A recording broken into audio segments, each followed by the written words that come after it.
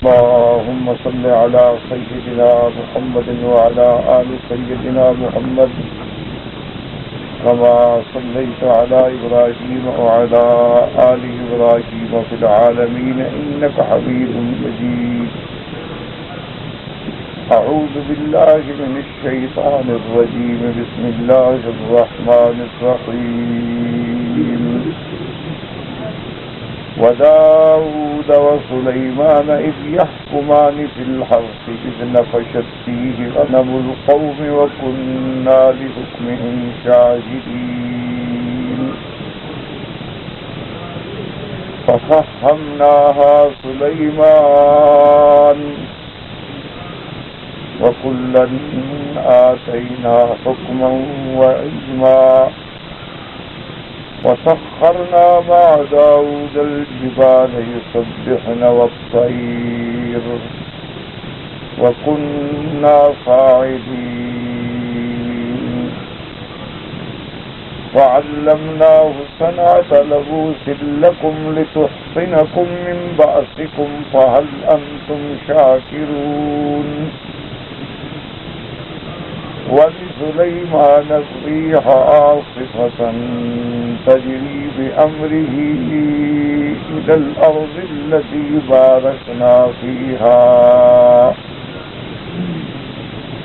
وكنا بكل شيء عالمين. ومن الشياطين من يغوصون له ويعملون عملا دون ذلك وكنا لهم حافظين. اللہ تبارک و تعالی نے کلام مقدس کی ان آیات مبارکہ میں جو سورۃ الانبیاء کی آیات ہیں، قصص انبیاء کے ضمن میں سیدنا داؤد اور سیدنا سلیمان علیہم السلام کا واقعہ بیان فرمایا ہے۔ سیدنا داؤد والد ہیں، سیدنا سلیمان علیہ السلام ان کے بیٹے ہیں، اور یہ بھی اتفاق ہے کہ جیسے سیدنا ابراہیم کے بیٹے حضرت اسحاق بھی نبی ہیں، حضرت یعقوب بھی نبی ہیں، حضرت یوسف بھی نبی ہیں۔ یہ اللہ کا انعام ہے کہ سیدنا داؤد علیہ السلام بھی نبی ہیں اور سیدنا سلیمان بھی نبی ہیں، اور اس کے ساتھ یہ بھی اللہ کا انعام ہے کہ سیدنا داؤد علیہ السلام نبوت کے ساتھ ساتھ بادشاہ بھی ہیں،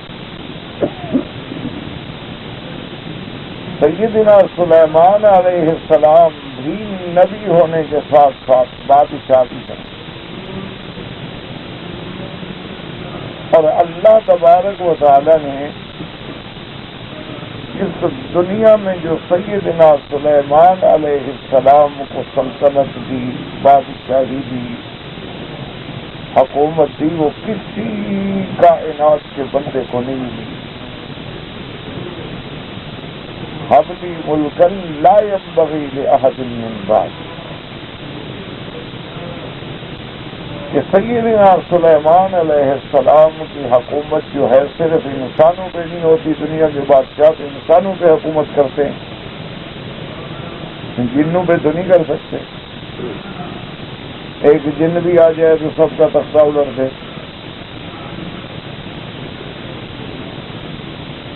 لیکن سیدنا سلیمان علیہ السلام جیسے انسانوں پہ بادشاہ تھے، جنوں پہ بھی بادشاہ تھے، جنات کی طاقت۔ اور یہ تو ہو سکتا ہے کہ اللہ کے نبی، اللہ کے پیغمبر یا انبیاء کے علاوہ دنیا میں ایسے لوگ بھی گزرے ہیں کہ جو ایک کے بجائے 4 زبانیں جانتے ہیں، 10 جانتے ہیں، لیکن یہ مقام اور یہ شان کسی کو بھی نہیں ملا دنیا میں اللہ کے مخلوق میں کہ اللہ کا پیغمبر انسانوں کی بات بھی سمجھے، جنوں کی بات بھی سمجھیں، پرندوں کی بھی سمجھیں اور حشرات الارض کی بھی سمجھیں۔ یہ شان بھی صرف حضرت سلیمان علیہ السلام کو ملی کہ جیسے وہ انسانوں کی بات سمجھتے تھے اسی طرح پرندوں کی بات سمجھتے۔ پرندے جب بولتے سلیمان علیہ السلام سمجھ رہے تھے۔ اور دیکھیں کہ سب سے حقیر حشرات میں جو ہے وہ چیونٹی ہے، چھوٹی سی چیز ہے، لیکن چیونٹی بولے تو وہ بھی سمجھ لیتے۔ یہ شان بھی صرف سیدنا سلیمان علیہ السلام اور سیدنا آدم علیہ السلام سے لے کر سیدنا محمد رسول اللہ صلی اللہ علیہ وسلم تک اللہ نے ہوا مسخر کر دینا، یہ بھی سلیمان علیہ السلام کو عطا ہوا۔ اللہ نے حضور کی بھی مدد فرمائی ہوا سے، جیسے کہ صحیح حدیث مبارک میں ہے کہ آپ نے فرمایا نصرت بالصبا واہلکت عاد بالدبور، کہ اللہ نے باد صبا سے میری مدد کی اور قوم عاد کو دبور ہوا سے ہلاک کیا۔ لیکن یہ معجزہ کہ ہوا تابع ہو جائے، مسخر ہو جائے، کہ جب چاہے حکم دیں جب چاہے روک دیں۔ آج انسانوں نے بڑی ترقی کی ہے، میں کوئی شبہ نہیں، کمال ہے انسانی عقول کا کہ ہوائی جہاز بنا دیے، اڑ رہے ہیں، بوجھ اٹھا رہے ہیں، سینکڑوں انسانوں کو لے کے جا رہے ہیں اور بڑے طویل طویل سفر جو ہیں وہ نان اسٹاپ کر رہے ہیں۔ ابھی تازہ ایک آدمی نے پوری دنیا کا ورلڈ کا راؤنڈ چکر لگایا ہے تو 3 دن میں، تو اب اتنا جہاز میں ایندھن تیل، پھر 3 دن متواتر رات دن نہ سونا۔ جہاز ہے، معمولی سی غلطی سے بھی گر سکتا ہے۔ اللہ نے انسانوں کو عقل دی ہے، علم الانسان ما لم یعلم، لیکن یہ کمال کسی کو نہیں ملا ہے کہ نہ کوئی رن وے ہو، نہ ایئرپورٹ ہو، نہ عملہ ہو، نہ کوئی کیپٹن ہو، نہ کوئی اسٹیوارڈ ہو، نہ کوئی مشینری ہو، نہ ڈیزل پٹرول کا محتاج ہو، ہوا کو حکم دے بس ہوائی جہاز اڑ رہا ہے سلیمان علیہ السلام۔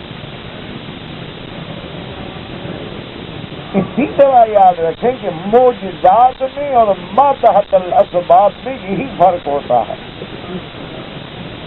جو لوگوں کو سمجھ نہیں آتا ہے۔ تھوڑی سی بات کہ الٹرا ساؤنڈ کے جہاز کے نیچے رکھنے کے بعد آپ نے دیکھا کہ جی بچہ بچی ہے، تو کوئی سوال نہیں ہے، تو ما تحت الاسباب ہے۔ گھڑی دیکھ کر تو میں بھی ٹائم بتا دوں گا۔ کمال تو یہ ہے نا کہ ان اسبابات کے علاوہ جب دیکھیں کہ کوئی ایندھن نہیں، کوئی تیل نہیں، کوئی پٹرول نہیں، کوئی ڈیزل نہیں، کچھ نہیں، کوئی مشینری نہیں، کوئی چلانے والا نہیں، سنبھالنے والا نہیں، کوئی ٹاور نہیں، کوئی مواصلاتی رابطہ نہیں، بس حضرت سلیمان حکم دیتے اور تخت توڑ پڑتا۔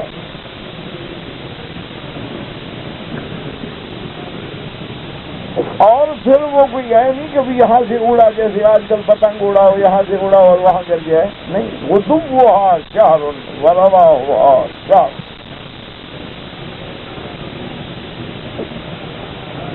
کہ صبح کے وقت آپ اڑتے تو 1 مہینے میں جو آدمی پیدل سفر کرتا وہ آپ دوپہر تک کر لیتے۔ اسی طرح پھر شام کا سفر ہو جاتا۔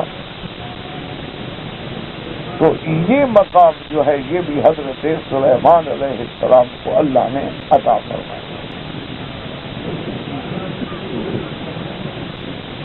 اور اسی طرح اللہ تبارک و تعالی نے سیدنا سلیمان اور سیدنا داؤد علیہ السلام کے بارے میں آتا ہے وَأَلَنَّا لَهُ الْحَدِيدَ کہ اللہ نے ان کے لیے لوہے کو نرم کر دیا.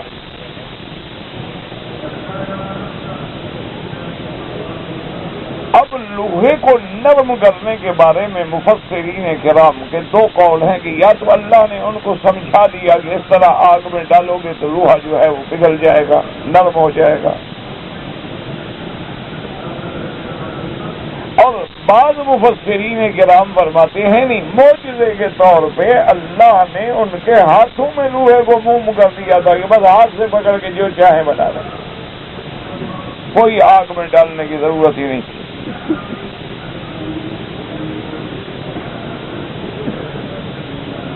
اسی طرح اللہ تبارک و تعالی نے آپ کو یہ علم بھی دیا تھا کہ یہ زرہ جو ہے نا جی، ابتدا میں جنگیں ہوتی تھی نا تلوار سے، نیزے سے، تیر سے، تو ان کے لیے زرہ بناتے تھے. وہ زرہ پہن لیتے تھے کہ سینہ جو ہے وہ تلوار سے محفوظ ہو جائے. لوہے کی زرہ بنتی تھی، اس میں کڑے لگ جیسے آج کل بلٹ پروف جیکٹس ہیں، پہننے بھی گولی نہیں لگتی.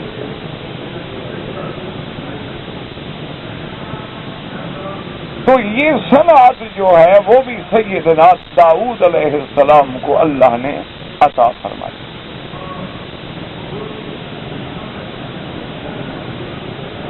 اور اسی طرح اللہ تبارک و تعالی نے آپ کے مسخر کر دیے تھے پہاڑ بھی اور پرندے بھی، کہ جب سیدنا داؤد علیہ السلام اللہ کے ذکر میں مشغول ہوتے، مناجات کرتے، زبور میں جو مناجات ہیں وہ پڑھتے، تو پرندے کھڑے ہوتے اور پہاڑ جو ہیں وہ بھی آپ کی تصویر میں مل جاتے.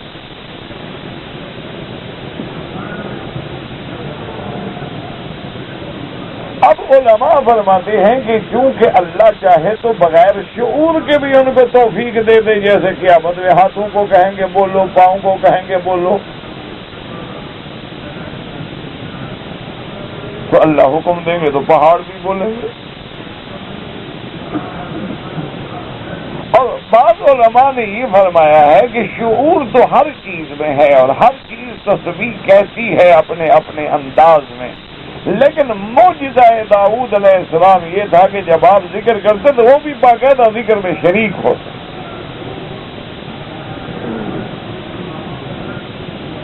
اسی سے علماء نے اور اولیاء اللہ نے استدلال کیا ہے کہ جب مل کے آدمی ذکر کرتا ہے تو اس میں کوئی نہ کوئی خاص رحمت ہے، ورنہ اللہ کے نبی اکیلے ذکر کرتے رہتے، پہاڑوں کو یا پرندوں کو مسخر کرنے کی ضرورت ہی کیا تھی.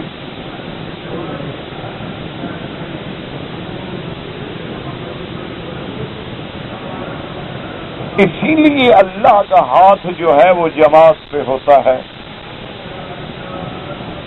کیونکہ جماعت میں کوئی ایک تو ایسا ہوگا نا جس کا دل جو ہے وہ صاف ہے اور اس کی فریقنسی جو ہے وہ مل گئی اوپر، اور وہاں سے جب رحمت برسی تو اس کے اثرات سب پہ آ گئے. اب آپ دیکھتے ہیں نا کہ آپ نے گھر میں ایک بلب لگا دیا، اس کا کنیکشن جو ہے وہ تاروں سے جوڑ دیا، تاروں کا کنیکشن گرڈ سے جوڑ دیا، تو جب اس گرڈ سے رابطہ ہو جاتا ہے تو وہ بلب روشن ہو جاتا، اور اگر درمیان میں کہیں تار کٹ گئی تو پھر وہ نہیں جلتا، فیوز ہو گیا نہیں جلتا، تار اس کی شارٹ کر جائے تو بالکل جل کے راکھ ہو جاتا ہے. تو اس لیے علماء فرماتے ہیں کہ بے عین ہی یہی حال ہے کہ جب انسان کا دل کا تعلق اللہ سے جڑ جاتا ہے،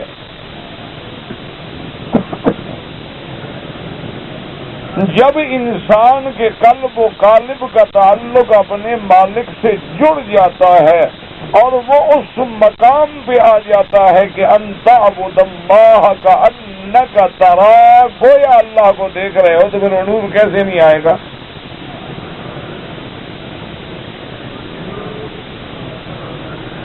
جو تجلی پہاڑوں کو ریزہ ریزہ کر دیتی ہے، اگر اس کا کوئی کروڑواں حصہ تو پھر بندے کو بھی تو ملے گا نا۔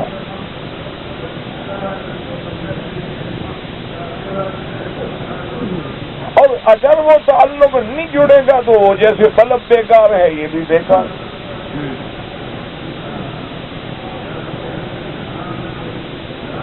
اور اسی کو اپنے ذہن میں رکھا کریں اور کوشش کیا کریں سمجھنے کی کہ ہر چیز جو ہے نا جی مثلاً اینک ہے، کیوں ہے؟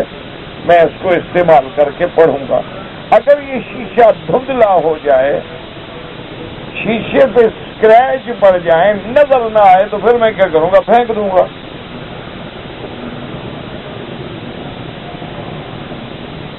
آپ نے بلب لگایا ہے، کیوں؟ لائٹ دے رہا ہے۔ اگر لائٹ نہ دے تو پھر آپ کیا کریں گے؟ اسی بلب کو اکھاڑ کے کہیں گے پھینکو یار، باہر پھینکو اس کو۔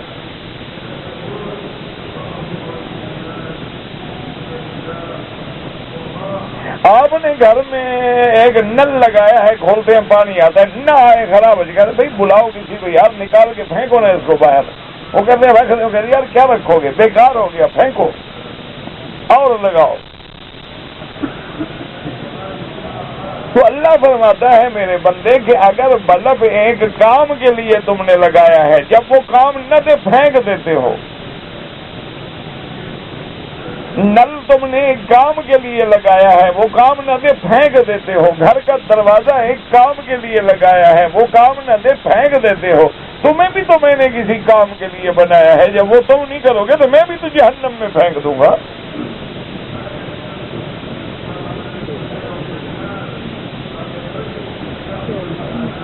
تمہیں میں نے بے مقصد تو نہیں بنایا۔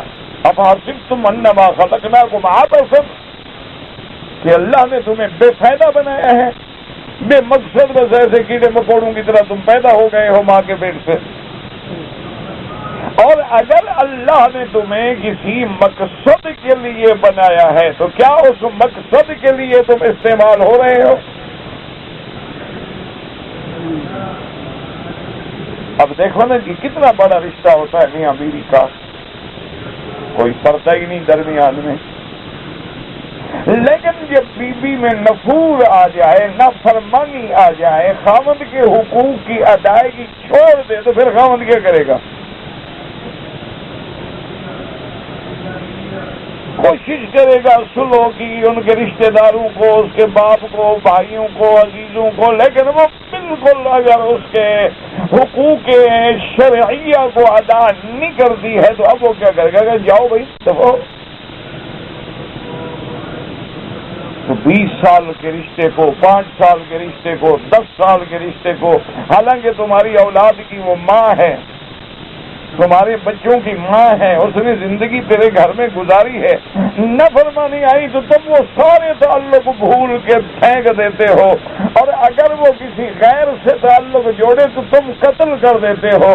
اللہ فرماتا ہے تجھے پیدا کروں اپنے لیے اور تم قبروں پہ سجدہ کرو، میں چھوڑ دوں گا، میں بھی جہنم میں ڈالوں گا۔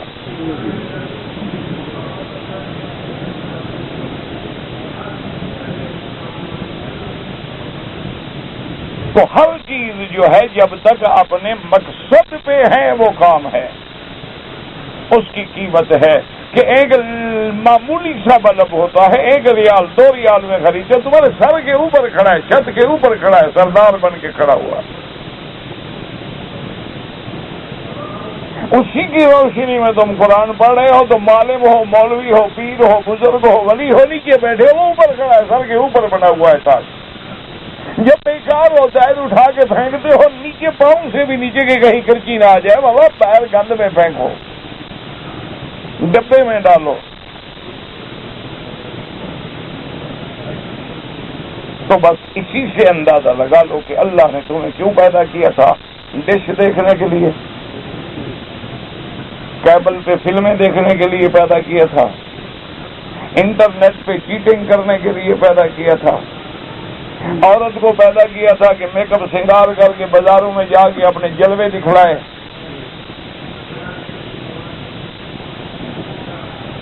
تھیٹروں میں آ کے پرفارم کرے اور تو دنیا کے سامنے آ کے ناچ دکھلائے، اسی لیے پیدا کیا تھا اللہ نے۔ تمہیں اللہ نے اسی لیے بنایا تھا کہ سگریٹ پیو، شراب پیو، جوا کھیلو، دھوکے دو، چوری کرو، ڈاکے مارو، قتل کرو، زنا کرو، اسی لیے بنایا تھا۔ اب بس اسی بات پہ غور کرنا ہے کہ جو جس مقصد کے لیے ہے، اگر اسی مقصد پہ ہے تو دیکھو کعبے کا غلاف کعبے کے اوپر چڑھا ہوا، برنالہ کعبے کے اوپر لگا ہوا۔ اگر اب اس سے پانی نکلنا بند ہو جائے تو کوئی رکھے گا اوپر؟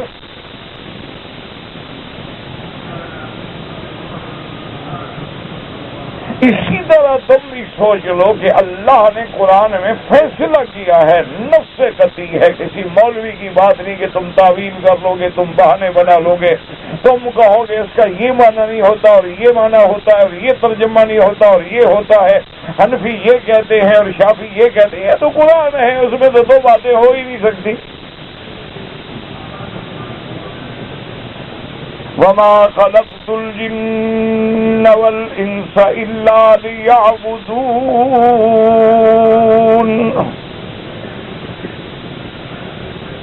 اللہ نے فرمایا کہ ہم نے انس و جن کو کیوں پیدا کیا ہے؟ اپنی عبادت، اپنی بندگی کے لیے۔ اگر بندگی نہیں تو پھر زندگی نہیں، پھر شرمندگی ہے۔ اور جب تم اس کی حکم پہ جس کے لیے پیدا کیا ہے اس پہ چلتے ہو، فرمایا هو الذی خلق لکم ما فی الارض جمیعا، پھر جو کچھ زمینوں میں ہے سب تیرے لیے۔ جب تو میرے لیے ہے تو سب تیرے لیے۔ دیکھو نا، آدمی محنت کرتا ہے، مزدوری کرتا ہے، نوکری کرتا ہے، گھر چھوڑتا ہے، بچے چھوڑتا ہے، وطن چھوڑتا ہے، گھر میں جاتا ہے، بیوی کہتی ہے دیکھو سال سال 2 سال گزر جاتے ہیں، میری باتیں، وہ کہتے ہیں کس کے لیے کر رہا ہوں؟ یہ سب کچھ محنت میں کس لیے کر رہا ہوں؟ بچے کہتے ہیں بابا ڈیڈی ہم نے آپ کو بڑا یاد کیا، بڑا مس کیا۔ وہ کہتا بیٹا میں کما کس لیے رہا ہوں؟ اب بیٹے بھی خوش ہو جاتے ہیں کہ باپ تو ٹھیک کہہ رہا ہے۔ اگر باپ نہ کماتا تو گھر کہاں ہوتا، باپ نہ کماتا تو ہمیں پیسے کہاں ملتے، باپ نہ کماتا مدرسوں میں کیسے پڑھتے۔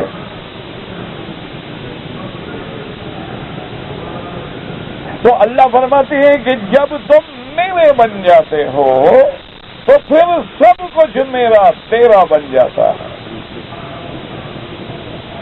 اور جب تم عبادات میں پھر ترقی کرتے ہو، تقرب الیہ بالنوافل، اپنی زندگی پھر میری عبادت میں لگا دیتے ہو، پھر میں اس مقام پر تمہیں پہنچا دیتا ہوں کہ تیرا سننا جو ہے وہ میرا سننا ہے اور تیرا چلنا جو ہے وہ میرا چلنا ہے۔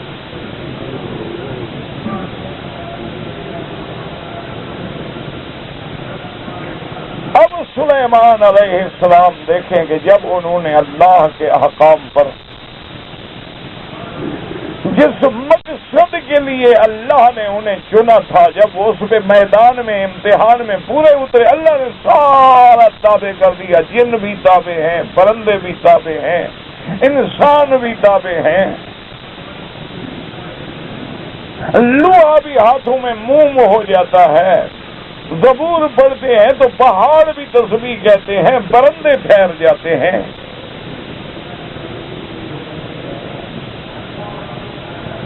اسی لیے حدیث مبارک میں آتا ہے کہ میرے محبوب دو عالم، رحمت دو عالم، سیدنا محمد الرسول اللہ صلی اللہ علیہ وسلم رات کو تشریف لے جا رہے تھے اور ابھی موسیٰ اشعری قرآن پڑھ رہے تھے تہجد میں۔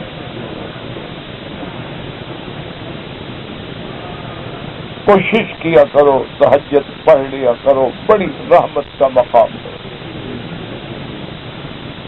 ویسے تو تہجد کی 8 رکعتیں ہیں، اگر 8 بھی نصیب نہ ہوں تو 2 رکعت بھی پڑھ لیا کرو، چھوڑا نہ کرو۔ تہجد بڑا وہ رحمت کا ایسا وقت ہے نا جب بندے کا اور اللہ کے درمیان کوئی نہیں ہوتا.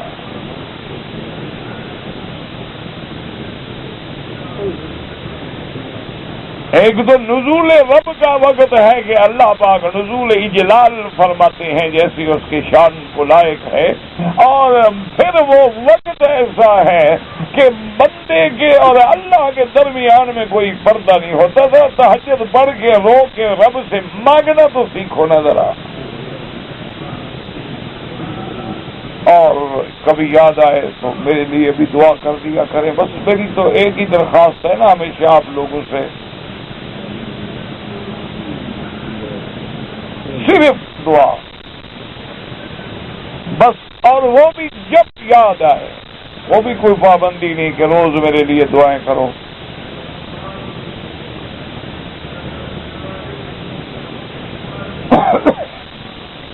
تو سیدنا ابی موسیٰ اشعری رضی اللہ تعالیٰ عنہ قرآن پڑھ رہے تھے. حضور پاک جب گزرے نہ تو آواز آئی تو حضور کھڑے ہو گئے.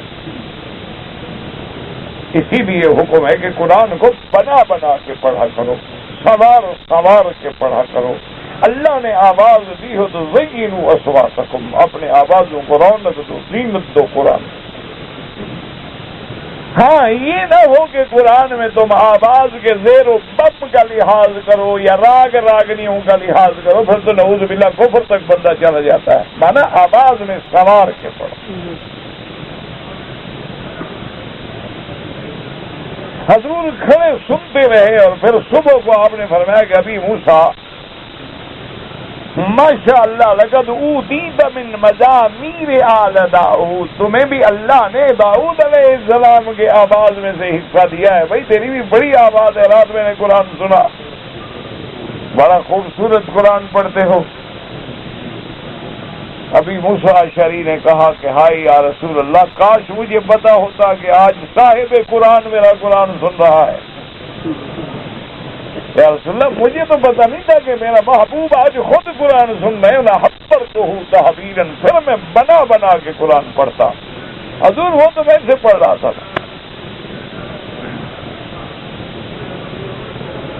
تو سیدنا داؤد علیہ السلام کی آواز، سلیمان علیہ السلام کی حکومت حکم، یعنی ایک ایسی سلطنت ہے جس کی دنیا میں کوئی مثال نہیں ملتی. آج آپ نے میزائل ٹیکنالوجی میں تو ترقی کر لی ہے، اسٹار وار میں تو آگے بڑھ جائیں گے، سیٹلائٹ کے ذریعے آپ بہت کچھ کر لیں گے، لیکن یہ تو نہیں کر سکتے کہ پرندوں کو کہو کہ جاؤ میرے حکم کی تعمیل کرو.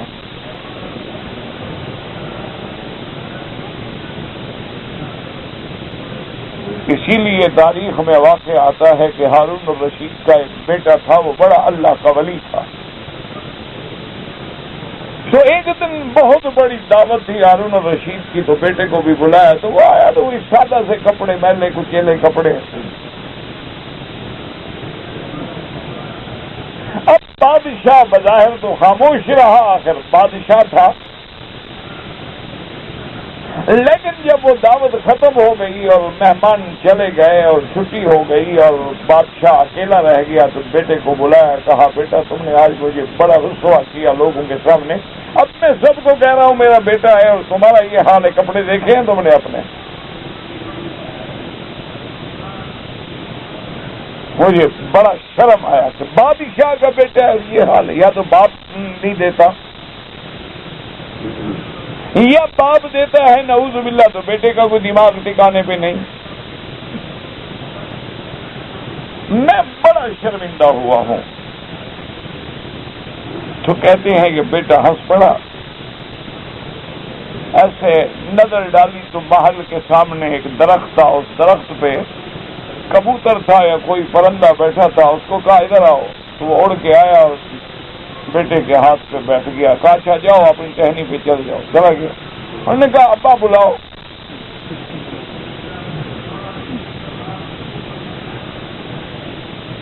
اب باپ کھڑے ہیں جناب، اس کے اشارے کر رہے ہیں، بلا رہے ہیں. وہ کہا، انہوں نے کہا ابا میں نے تمہیں بندوں میں رسوا کیا، تو انہوں نے تو مجھے پرندوں میں بھی رسوا کر دیا. وہ سمجھتے ہیں یہی تمہارا باپ ہے یار. تو اس لیے بہتر یہ ہے ابا جان کہ آپ کی اور میری اب بنتی نہیں. آپ کا مزاج شاہانہ ہے اور میرا گزر فقیرانہ ہے، لہذا ایک کیس میں دو تلواریں نہیں رہ سکتی ہیں. لہذا مجھے معافی دے دیں اور دل سے رخصت دے دیں، میں آپ سے دور چلا جاتا ہوں تاکہ آپ شرمندہ نہ ہوں.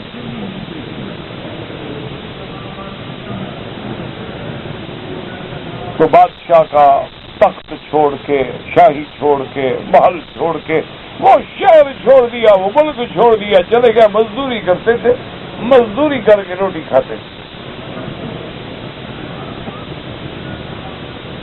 اور آخر وقت تک کسی کو پتہ نہیں چلا کہ ہارون رشید کا بیٹا ہے.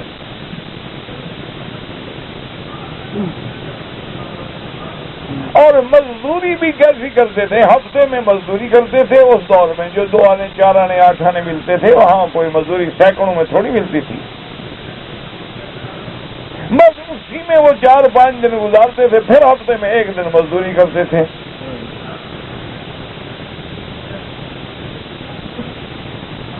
تو بہرحال یہ کسی کا، یہ اللہ کی طرف سے انعام ہوتا ہے کہ اللہ چاہے تو پرندوں کو تابع کر دے. اللہ تبارک و تعالی چاہے تو حشرات ارض جو ہیں، کیڑے مکوڑے، ان سب کی زبانیں سکھلا دے. وما ذلک علی اللہ بعزیز، اللہ کے لیے کوئی مشکل نہیں.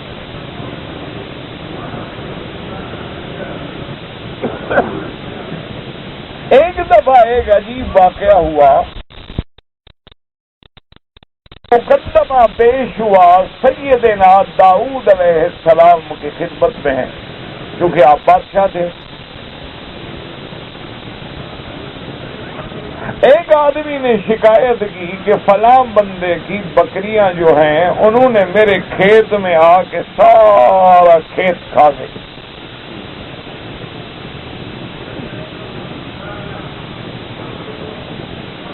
اور میرا تو وہی کھیت تھا، وہ سارا بکریاں کھا گئی ہیں. مہربانی کریں، عدل کریں.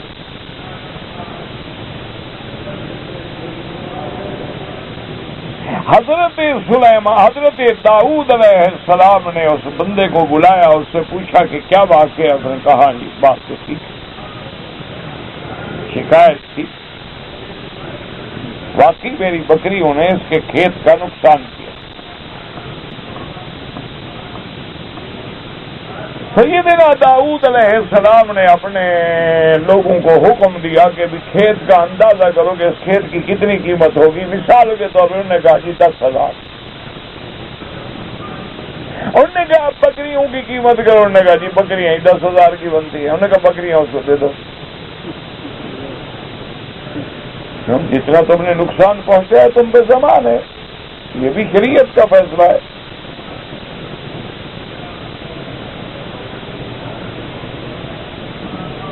کہ بھئی تمہارا کھیت کی قیمت جو ہے وہ 10,000 مقرر ہوئی اور ان کی بکریوں کی قیمت بھی 10,000 ہوئی، تو برابر برابر ہو گئے. آپ نے فرمایا بکریاں دے دو بھائی اس کو.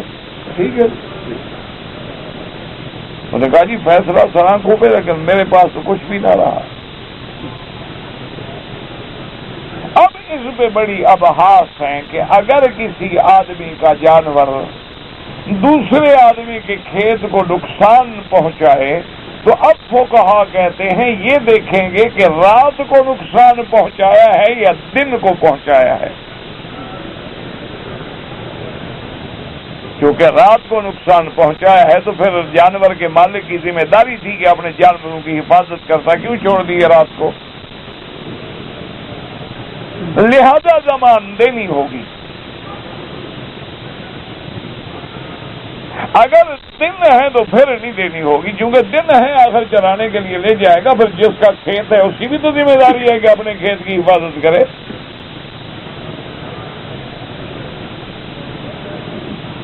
ہاں یہ الگ بات ہے کہ کوئی آدمی آمدن دوسرے کا کھیت چرا ڈالے، وہ تو پھر ضمانت دینی ہی دینی ہوگی، چاہے رات ہو یا دن ہو. یا ایک آدمی کا جانور جو ہے وہ روکتا رہا، منع کرتا رہا، بھاگ کے چلا گیا، اس پہ بھی زبان نہیں ہوگی کیونکہ اس کی قصور تو نہیں ہے نا بیچارے کا۔ یہ بڑی طویل ابحاث ہیں جو کتب فقہ میں احکام میں موجود ہیں۔ بہرحال یہ بھی شریعت کا فیصلہ تھا کہ جتنا نقصان ہوا ہے زبان دی جائے۔ داؤد علیہ السلام اللہ کے نبی ہیں، شریعت کا فیصلہ فرماتے ہیں۔ اب وہ بندے جب اداس ہو کے نکلے تو حضرت سلیمان بھی دروازے پہ کھڑے، انہوں نے دیکھا کہ بھئی آدمی کا چہرہ بڑا اترا ہوا ہے کہ بات کیا ہے؟ انہوں نے کہا جناب ایسا واقعہ تھا، کھیت چل گئی بکریاں ان کو دلا دی ہیں، میرے پاس تو اب کوئی زندگی گزارنے کا ذریعہ ہی باقی۔ انہوں نے کہا ٹھہرو۔ وہ واپس گئے، حضرت داؤد علیہ السلام ابا کی خدمت میں، انہوں نے کہا ابا جان آپ نے فیصلہ کیا، بالکل حق ہے، شرع ہے، بالکل کوئی انکار نہیں، لیکن اگر اس سے کوئی اور احسن صورت نکل آئے تو اجازت ہے؟ آپ نے فرمایا کہ ہاں بالکل اجازت۔ تو اسی لیے فقہا فرماتے ہیں کہ کیا اگر ایک قاضی شرعی فیصلہ کر دیتا ہے تو کیا اس کو اپنے فیصلے کا پھر توڑنے کا حق ہے؟ اس پر کتب الاحکام میں بڑی ابحاث ہیں، بڑی لمبی بحثیں ہیں اور بڑی قیمتی تحقیقات ہیں۔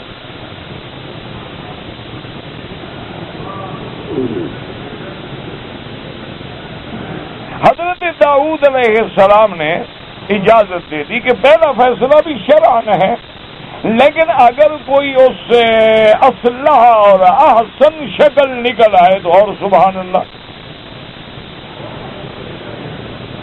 اسی لیے اللہ نے داؤد علیہ السلام کے فیصلے پہ انکار نہیں فرمایا، تنبیہ نہیں فرمائی، بلکہ فرمایا کلًا آتیناہ حکما وعلما، ہم نے دونوں کو حکم بھی اور علم بھی عطا فرمایا تھا، لیکن سلیمان ففہمناہا، اس کو ہم نے زیادہ فہم دے۔ تو حضرت داؤد علیہ السلام نے فرمایا کہ بھئی ان کو بلاؤ، واپس آئے گئے، انہوں نے کہا بھی اب میرا بیٹا فیصلہ کرنا چاہتا ہے، تم دوبارہ فیصلے پہ راضی ہو؟ انہوں نے کہا جی راضی۔ انہوں نے کہا اچھا بتاؤ کیا فیصلہ کریں؟ انہوں نے کہا بھی تمہارے کھیت کا کتنا نقصان ہوا ہے؟ انہوں نے کہا جی 10,000۔ انہوں نے کہا یہ بکریاں لے جاؤ، بکریوں کا دودھ وغیرہ بیچو، کھاؤ پیو، اس کی اون وغیرہ سے بھی فائدہ اٹھاؤ، اور اس کو حکم دیا بھی تم اس کا کھیت لگاؤ۔ جب کھیت اس شکل میں آ جائے جس شکل میں تھا تو تم اپنی بکریاں لے جانا یا اپنا کھیت لے جائے گا۔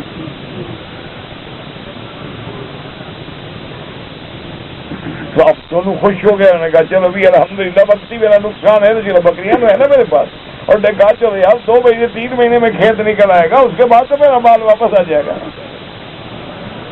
وہ جناب زمین پہ رات دن ہل لگا رہا ہے اور وہ بکریاں چلا رہا ہے اور کھیت تیار ہو گیا، انہوں نے بکریاں دے دی، انہوں نے کھیت دے دی۔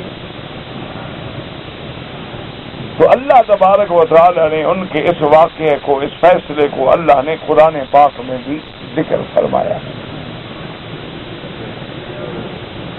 اور اسی قرآن مبارک کی آیات میں اللہ نے یہ بھی ذکر فرمایا ہے کہ آپ جو زرع تیار کرتے تھے، لبوس لکم، لبوس لباس سے ہے، مادہ تو ایک ہے نا۔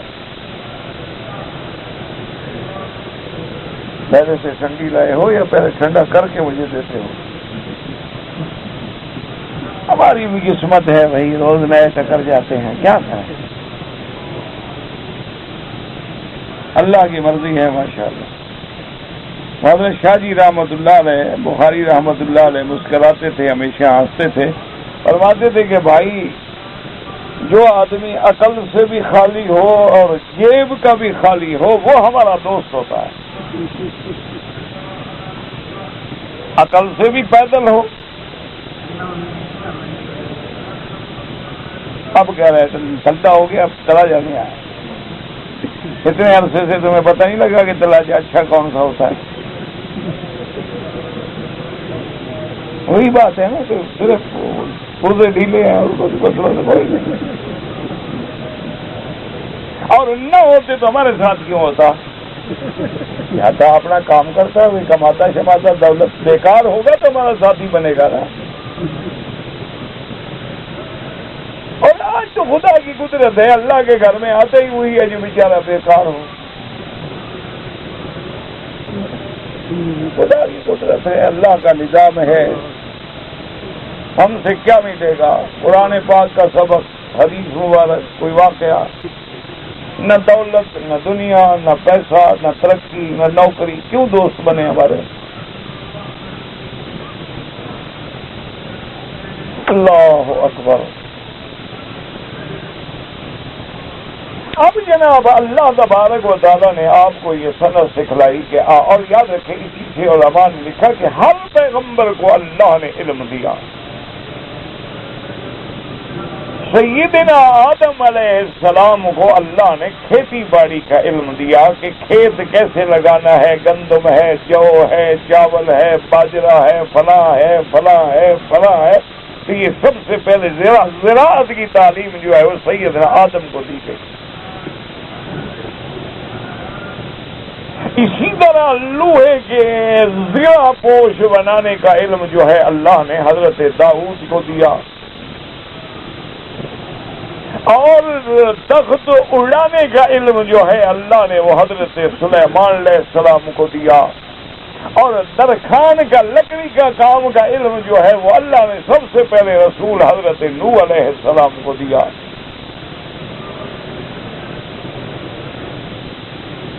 اور خدا کی شان دیکھیں آج دنیا ترقی کر کے کہاں پہنچ گئی ہے. لیکن آج بھی جہاز بنائیں، آبدوز بنائیں، کشتی بنائیں، فیری بنائیں، شکل وہی بنے گی جو نوح علیہ السلام نے کشتی کی بنائی تھی. یہ ٹھیک ہے کہ وہ چھوٹی ہوگی آپ نے ذرا بڑی بنا دی.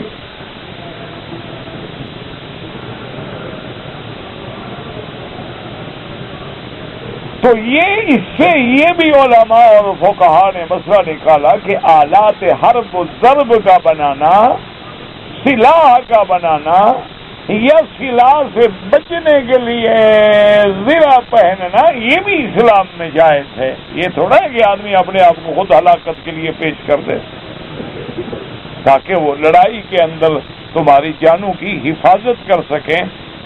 اللہ تبارک و تعالی نے یہ چیزیں عطا فرمائی تو اگر جائز نہ ہوتی تو اللہ اپنے نبی کو تو نہ سکھاتے ہیں. اور اسی طرح اللہ تبارک و تعالی نے سیدنا سلیمان علیہ السلام کے تابع جو جنات لگائے تھے نا، ان کا ایک کام ہی یہ تھا کہ یغوصون لہو کہ دریاؤں کے اندر غوطہ خوری کر کے اندر سے موتی نکالتے.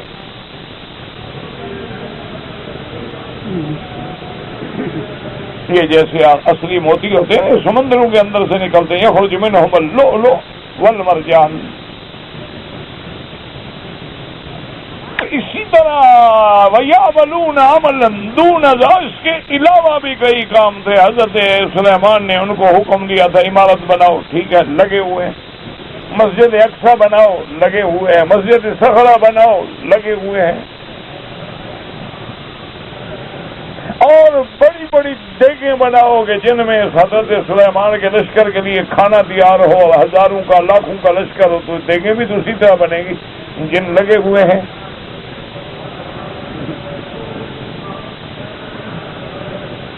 اسی لیے بعض مفسرین نے قرآن پاک نے تو ذکر نہیں کیا، لیکن بعض مفسرین نے کتب متقدمہ سے روایات سابقہ سے یہ ذکر کیا ہے کہ اللہ نے سلیمان علیہ السلام کو جن جو تابع کیے نا، تو جب وہ ملکہ آ رہی تھی، ملکہ یمن،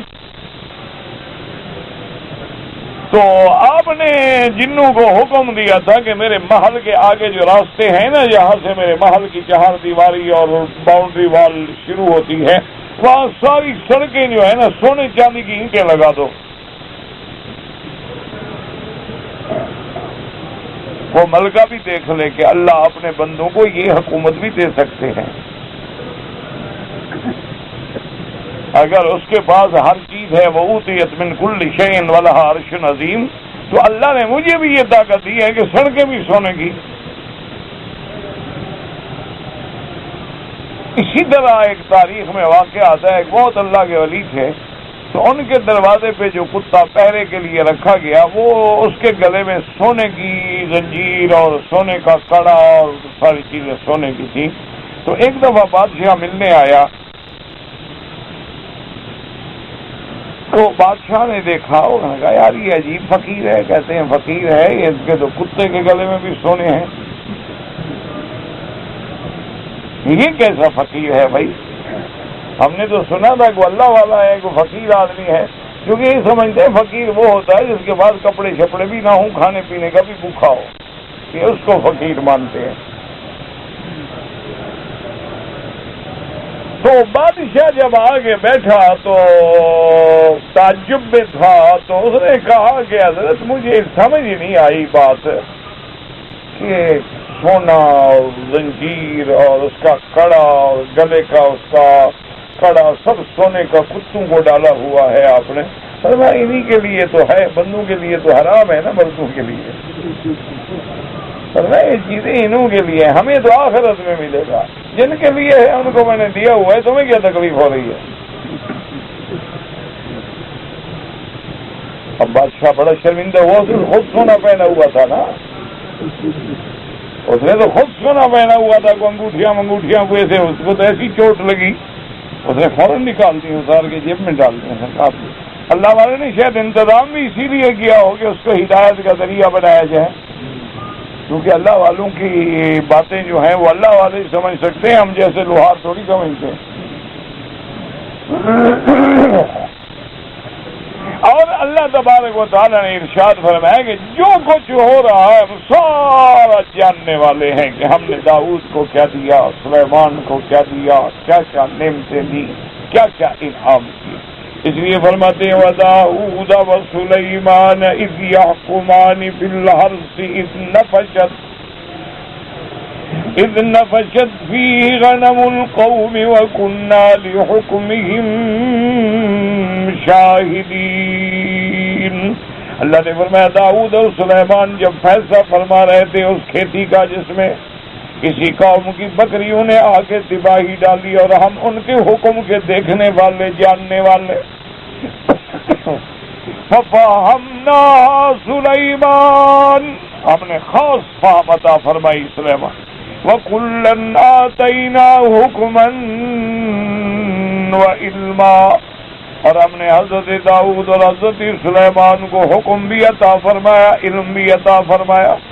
وَسَخَّرْنَا مَعَ دَاؤُودَ الْجِبَالَ يُسَبِّحْنَ وَالطَّيْرَ، اور ہم نے حضرت داؤد علیہ السلام کے لیے پہاڑ اور پرندے بھی مسخر کر دیے جو تسبیح ہیں، وَكُنَّا فَاعِلِينَ، ہم سب کچھ کرنے والے ہیں۔ وَعَلَّمْنَاهُ صَنْعَةَ لُبُوسٍ لَكُمْ لِتُحْصِنَكُمْ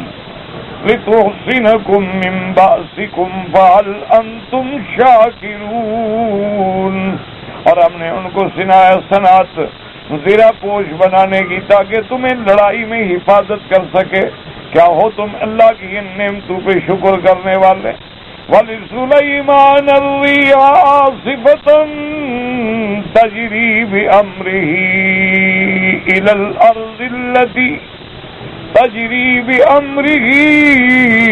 الْأَرْضِ الَّتِي بَارَكْنَا فِيهَا، اور ہم نے حضرت سلیمان کے لیے تیز ہوا تابع کر دی جو اس کے حکم پہ چلتی تھی، تاکہ آپ کو لے جائے اس سرزمین کی طرف جس میں ہم نے برکتیں رکھی ہیں۔ وَكُنَّا بِكُلِّ شَيْءٍ عَالِمِينَ، اور ہم ہیں ہر شے کے جاننے والے۔ وَمِنَ الشَّيَاطِينِ مَن يَغُوصُونَ لَهُ، اور بعض جنات میں سے ایسے تھے جو آپ کے لیے غوطہ خوری کرتے تھے، وَيَعْمَلُونَ عَمَلًا دُونَ ذَلِكَ، اور اس کے سوا بھی کام سر انجام دیتے۔ وَكُنَّا لَهُمْ حَافِظِينَ، اور ہم ہیں سب کی حفاظت کرنے والے۔ واللہ اعلم۔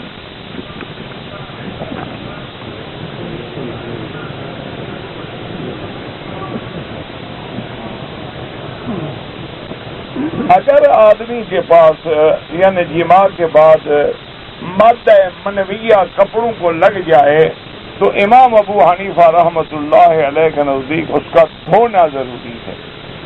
بعض ائمہ فرماتے ہیں کہ اس کو اگر ہاتھ سے صاف کر دے تو جائز ہے، لیکن اصل بات یہ ہے کہ یہ جھگڑا نہیں ہے۔ پہلے لوگ پاک تھے، صاف تھے، گناہوں سے بچے ہوئے تھے، تو مادہ منویہ جو ہے غلیظ ہوتا تھا، جم جاتا تھا، اکھاڑنے سے اکھڑ کے صاف ہو جاتا ہے۔ اب پانی سے بھی زیادہ رقیق ہوتا ہے تو کپڑے کے اندر چلا جاتا ہے، تو اس لیے حکم ہے، ورنہ کوئی جھگڑا نہیں ہے، اختلاف ہے، صرف سمجھنے کی بات ہے۔ اللہ سمجھ عطا فرما دے تو کوئی جھگڑا نہیں۔ ایک آدمی کی بچی کافی عرصے سے بیمار ہے، اللہ شفا عطا فرمائے، دعا کریں اللہ ہر بیمار پہ رحم کرے، اللہ بیماروں کو شفا عطا فرما دے، اللہ ہم سب کی بھی ظاہری باطنی بیماریاں پریشانیاں اپنی رحمت سے دور فرما دے۔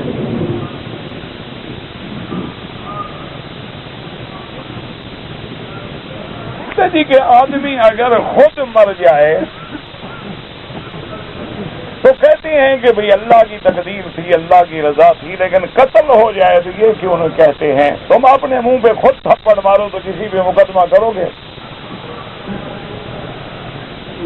ہاں جی، اپنے منہ پہ خود تھپڑ مارو، زور سے دعویٰ کرو گے کورٹ میں جا کر کے میں نے تھپڑ مارا ہے اور ہمارے تو معاف کرو گے؟ اللہ کے بندے، تو فیصلہ تو وہ بھی اللہ کا ہے، وہ بھی اللہ کا ہے، لیکن اللہ نے قتل کو حرام قرار دیا ہے۔ قاتل نے اللہ کے اس قانون کو توڑا ہے جس کی وجہ سے اس کو سزا ملتی ہے۔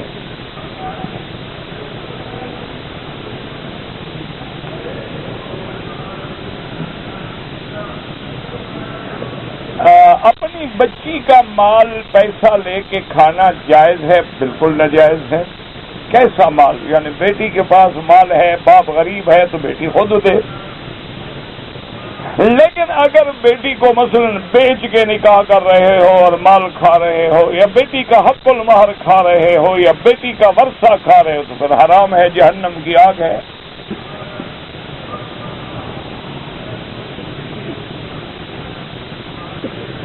کسی ولی کی زیارت میں جائیں اور اس کے واسطہ پکڑیں، اگر زندہ ہے اس کے پاس جائیں، کہیں حضرت میرے لیے دعا کرو۔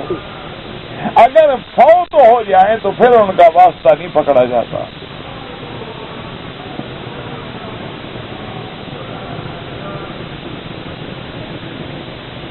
اگر ایک آدمی جا رہا ہے اور جماعت کھڑی ہو گئی لیکن اس کو پیشاب لگا ہوا ہے تو پہلے پیشاب کرے، آرام سے وضو کرے، یہ نہ ہو کہ نماز میں پیشاب کا ہی خیال رہے۔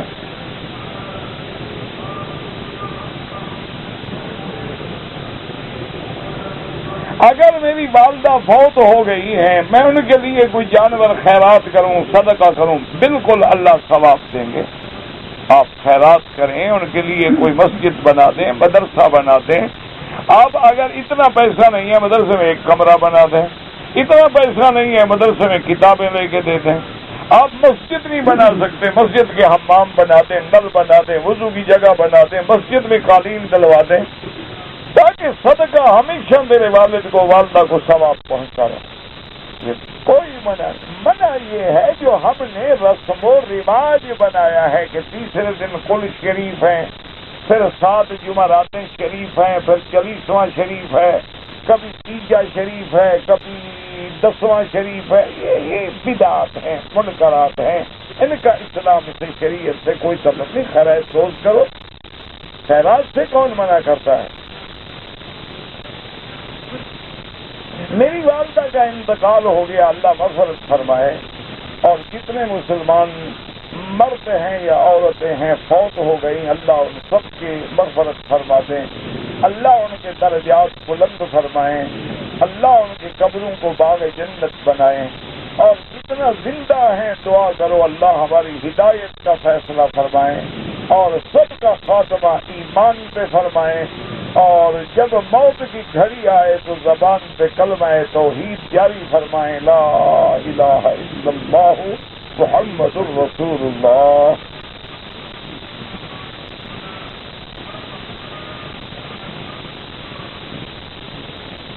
اگر ایک آدمی مدینہ منورہ سے احرام باندھ کے بس میں آ رہا تھا، بس میں نیند غالب آ گئی، وہ سو گیا، اور سوتے میں اس کو احتلام ہو گیا، اس نے جاگنے کے بعد کپڑا دھویا، صاف کیا، غسل کیا، عمرہ کیا، کوئی بات نہیں، ٹھیک ہے، یہی تو کرنا تھا، اور کیا کرنا۔ آپ کو جو خواب آتی ہے نا، کسی خواب کی تعبیر جاننے والے کو تلاش کرو، مجھے نہیں پتہ لگتا، مجھے تمہاری جاگتے کی باتیں سمجھ نہیں آتی، تو نیند کی کہاں سمجھ ہے۔ یہ خواب کی تعبیر جو ہے یہ مستقل ایک علم ہے، یہ نہیں ہوتا کہ ہر آدمی خواب کی تعبیر دینا شروع کر دے۔ تو اس لیے یا پھر آپ ایسا کریں کہ آج کل ایسی کتابیں بھی ملتی ہیں جن میں خواب اور تعبیریں لکھی ہوتی ہیں، وہ آپ کتاب محمد بن سیرین کی لے لیں، اس میں انشاءاللہ آپ کو تعبیر مل جائے گی۔ بہرحال مجھے نہیں آتا، مجھے آتا تو میں آپ کو بتا دیتا۔ توبہ استغفار کرنے کے لیے، وہی توبہ استغفار ہی تو دعا ہے نا، استغفر اللہ استغفر اللہ استغفر اللہ الذی لا الہ الا هو الحی القیوم واتوب الیہ،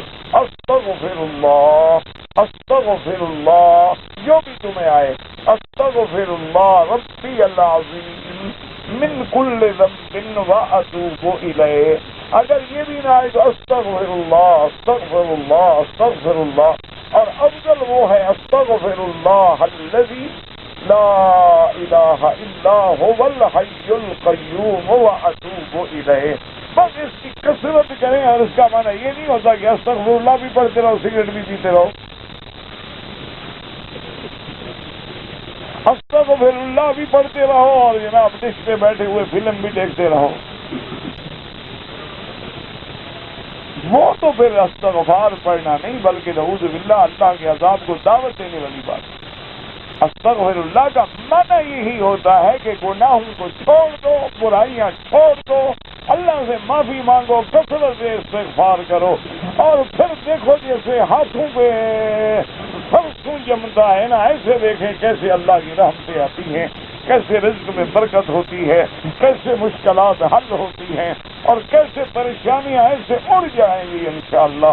لیکن شرط یہ ہے کہ گناہوں سے بچو، یہ نہیں کہ اپنے کام میں لگے رہو، استغفر اللہ سے، یہ کیسا ہوتا ہے، اس کا کوئی فائدہ نہیں ہے۔ ربنا تقبل منا انك انت السميع العليم وتب علينا انك انت التواب الرحيم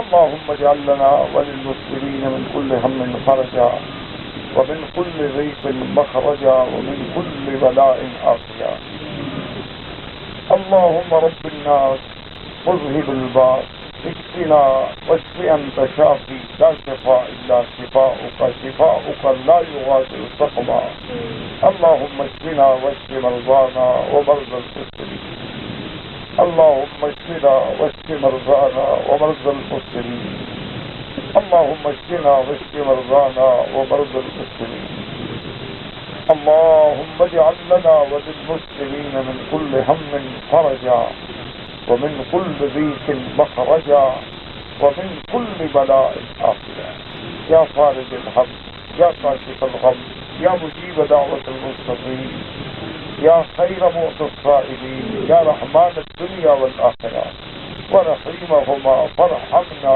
برحمة تغنينا بها عن رحمة أمن سواك اللهم اصلحنا واصلح بنا واصلح أولادنا وأولاد المسلمين اللهم اصلح ذرياتنا وذريات المسلمين اللهم اصلح لنا شأننا كلها فلا تكلنا إلى أنفسنا طرفة عين قط ولا أقل من ذلك اللهم اغفر لنا كل ذنب واحفظ عنا كل جنب وفرج عنا كل كرب اللهم انصر الإسلام والمسلمين اللهم احفظ سائر بلاد المسلمين وهذا البلد الأمين واجعلها آمنا مطمئنا سخاء رخاء إلى يوم الدين برحمتك يا أرحم الراحمين رب اغفر وارحم وأنت خير الراحمين رب اغفر وارحم وأنت خير الراحمين رب اغفر وارحم وأنت خير الراحمين وصلى الله تعالى على خير خلقه سيدنا محمد وعلى